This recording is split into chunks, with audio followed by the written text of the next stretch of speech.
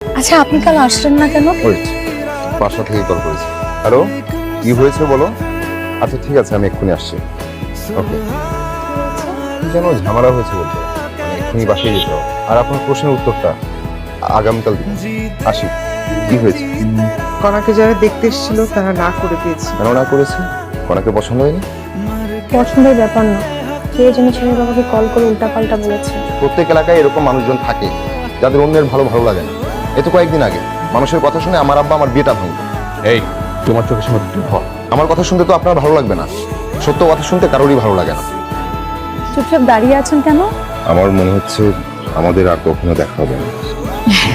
হ্যাঁ লাবণী বল। হ্যাঁ তুই মার্কেটের সামনেই থাক, আমি আসছি। আচ্ছা, আজ আমি আপনাকে বাসায় নামিয়ে দিয়ে আপনার যেতে হবে না, আমি যেতে পারবো।